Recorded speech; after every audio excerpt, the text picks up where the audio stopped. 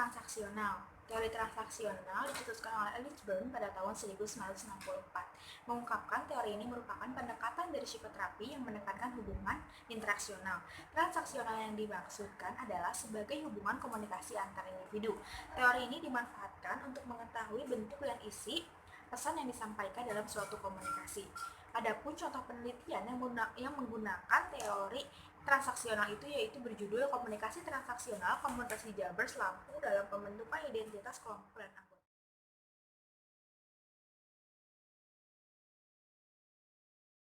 Teori komunikasi humanisme. Teori ini dikembangkan oleh Nick Nell pada tahun 1977 yang diilhami oleh perkembangan psikologi humanisme. Komunikasi humanisme pernah diimplementasikan dalam dunia pendidikan melalui humanistik kurikulum. Isu teori lebih menekankan pada pembagian pengawasan dan tanggung jawab bersama antar peserta didik, dengan harapan nantinya peserta didik dapat menyesuaikan dalam kehidupan masyarakat. Adapun penelitian yang menggunakan teori ini yaitu dengan judul Analisis Pengaruh Perilaku Pemimpin dan Pendekatan Komunikasi Humanis.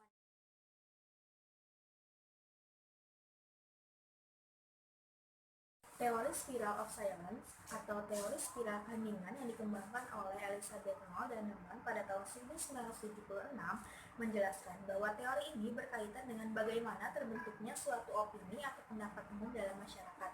Spiral of Silence menjelaskan bahwa terbentuknya opini atau pendapat umum dalam masyarakat dapat ditentukan oleh proses saling mempengaruhi antara komunikasi massa, komunikasi antar individu, dan persepsi masing-masing individu, serta hubungan pendapat orang lain dalam suatu masyarakat. Adapun penelitian yang menggunakan teori spiral ini yaitu yang berjudul Media Sosial dan Keberanian Mengutarakan Pendapat di Era Kontemporer, dengan fokus menelis teori spiral silence dalam ruang media sosial. Setelah dilakukan penelitian ini bahwa terlihat bahwa publik atau masyarakat terlihat lebih bebas atau lebih ingin mengutarakan pendapatnya di media sosial karena di media sosial publik lebih gampang untuk mengubah nama, anonim, ataupun lebih bebas membahas isu-isu tertentu tanpa adanya tekanan atau batasan pada saat dibicarakan secara langsung.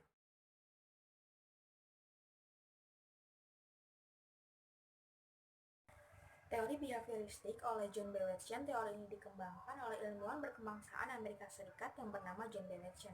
Teori yang dicetuskan ini mencakup semua perilaku termasuk respon, tindakan balasan terhadap suatu stimulus atau rangsangan. Artinya bahwa ada kaitan antara stimulus dengan respon pada perilaku manusia. Jika seseorang menerima stimulus, maka sudah dapat diprediksi bahwa bentuk respon apa yang akan diberikan dari orang tersebut. Adapun penelitian yang menggunakan teori behavior ini yaitu teori pembelajaran dengan model TCL atau Teacher Centered Learning, di mana teori behavioristik ini mengatakan bahwa belajar adalah perubahan tingkah laku. Seseorang dianggap telah belajar sesuatu jika ia telah mampu menunjukkan suatu perubahan tingkah laku.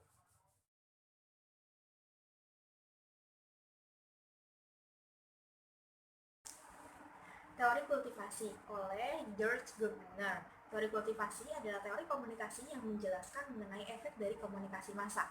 Teori ini berpandangan bahwa media massa memiliki efek yang bersifat kumulatif dan lebih berdampak pada tatanan sosial budaya dan lingkup masyarakat daripada personal individu.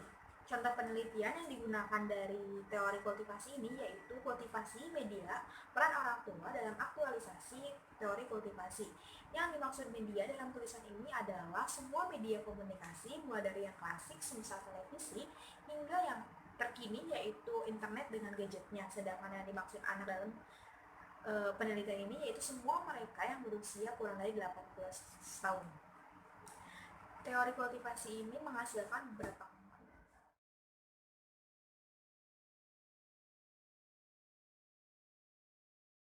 teori struktural fungsional yang dikembangkan oleh Auguste Comte, Emile Durkheim, dan Herbert Spencer. Teori struktural fungsional dipengaruhi oleh pemikiran biologis yang menganggap masyarakat yang saling ketergantungan akibat konsekuensi dari bertahan hidup. Tujuannya adalah untuk mencapai keteraturan sosial. Contohnya seperti kita membayar pajak. Dilakukan oleh masyarakat. Sejatinya, pajak yang dikeluarkan tersebut untuk kepentingan infrastruktur ataupun ekonomi.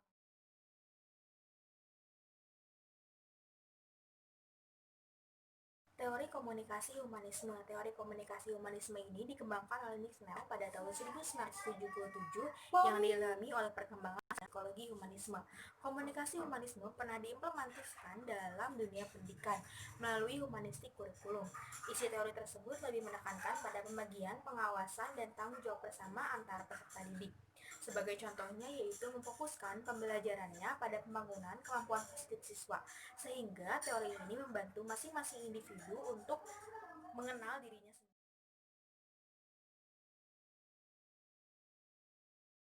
Fungsi inovasi. Teori ini menjelaskan bagaimana suatu inovasi disampaikan melalui saluran-saluran tertentu kepada sekelompok anggota dari sistem tersebut. Difusi adalah suatu bentuk komunikasi yang bersifat khusus yang berkaitan dengan penyebaran beberapa pesan berisi gagasan-gagasan baru. Teori ini sering berkaitan dengan proses pengembangan masyarakat. Sebagai contohnya, berkembangnya sistem pendidikan seiring dengan kemajuan berkembangnya ilmu pengetahuan dan teknologi.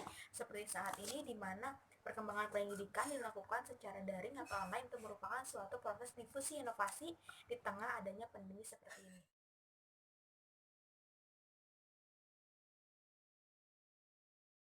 Teori sibernetik. Teori sibernetik dikembangkan oleh Wiener pada tahun 1945. Adalah tokoh di balik teori ini. Teori ini tergolong teori baru sejalan dengan berkembangnya teknologi informasi dan ilmu sosial. Teori sibernetik merupakan suatu sistem pengontrol yang didasarkan pada komunikasi antara sistem dengan lingkungan dan antar sistem itu sendiri. Pengontrol dari sistem berfungsi dalam memperhatikan lingkungan. Penerapan teori sibernetik biasanya diperuntukkan kepada siswa agar mencapai hasil yang efektif. Sebagai contohnya adalah implementasi dalam proses pembelajaran ialah menggunakan monitor langsung atau video call baik dengan menggunakan aplikasi Zoom, WhatsApp, Google Meet maupun aplikasi online lainnya.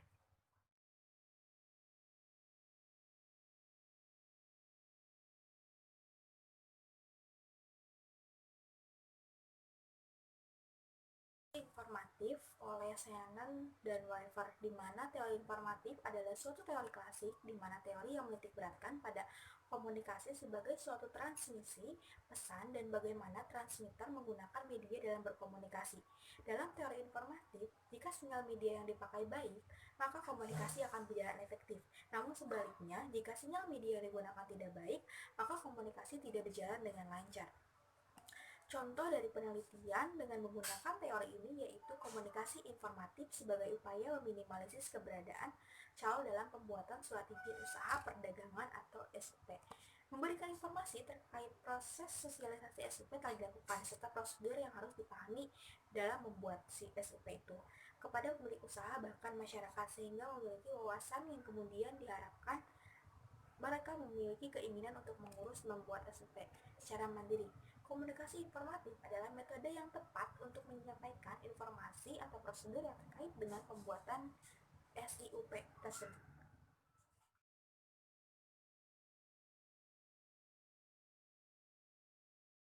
Teori uses and gratification dikemukakan oleh Blamber, Burfish, dan Katz menyatakan bahwa penggunaan media memainkan peran yang aktif dalam memilih dan menggunakan media.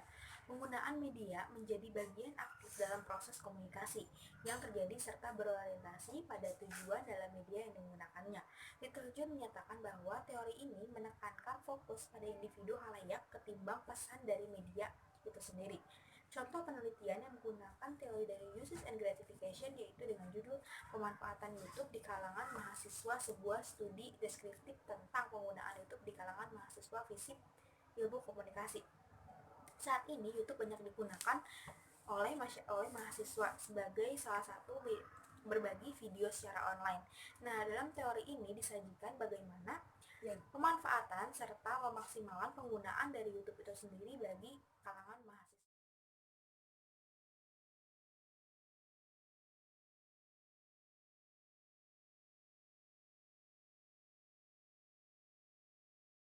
Teori kognitivisme. Teori ini mengedepankan proses belajar daripada hasil dari proses tersebut. Menurut teori ini, manusia belajar disebabkan oleh kemampuan menafsirkan peristiwa atau kejadian yang terjadi di dalam lingkungannya.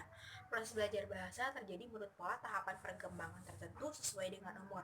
Tahapan itu meliputi asimilasi, akomodasi, diskuilibrasi, dan ekuilibrasi. Contoh dari penelitian yang menggunakan teori kognitivasi ini yaitu strategi komunikasi antara pribadi orang tua dengan anak dalam menanam penggunaan bahasa ibu di lingkungan Desa Karim Kanderung, Kecamatan Pekan, Banda Aceh. Hasil dari penelitian dan pengamatan yang telah dilakukan terhadap 8 informan menunjukkan sejalan dengan esensi teori kognitivisme ini terkait dengan strategi komunikasi antar pribadi orang tua dengan anak dalam menanamkan penggunaan bahasa ibu di lingkungan desa tersebut.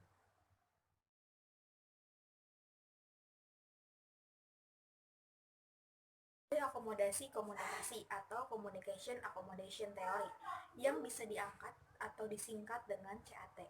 Teori akomodasi komunikasi adalah teori yang diperkenalkan oleh Howard Giles. Teori ini berpijak pada premis bahwa ketika pembicara berinteraksi, mereka menyesuaikan pembicaraan, pola vokal, dan atau tindak tanduk mereka untuk mengakomodasi orang lain. Giles dan koleganya yakin bahwa ketika pembicara memiliki berbagai alasan untuk mengakomodasi orang lain. Contoh penelitian ini yaitu adalah komunikasi akomodasi antar budaya etnis Jawa dengan etnis Minang. Selain pada perbedaan dan gaya bicara informal, merasa dengan sifat etnis Jawa yang suka memendam perasaan jika memiliki masalah dengan seorang, membuat etnis Minang tidak hanya itu salah satu informan etnis Minang mendapatkan stereotip dari etnis Jawa.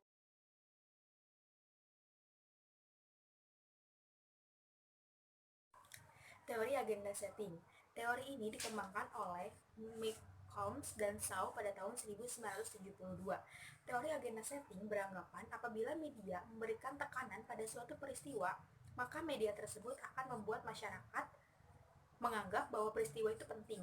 Dalam hal ini, media mempunyai efek yang sangat kuat dalam mempengaruhi asumsi masyarakat, sehingga akan muncul asumsi bahwa apa yang dianggap penting oleh media akan dianggap penting pula oleh masyarakat. Penelitian yang digunakan dengan teori ini yaitu ada yang berjudul Strategi Media Relation Perusahaan, Pertambangan Timah, dan Agenda Setting Media di Bangka Belitung. Temuan penelitian ini menunjukkan bahwa media massa sebagai institusi ekonomi digerakkan melalui fungsi atau prinsip transaksional. Agenda setting merupakan teori yang menjelaskan media membentuk agenda halayak, sehingga halayak tercenderung menilai sesuatu hal penting karena di agenda setting kan bahwa hal itu merupakan sesuatu yang penting.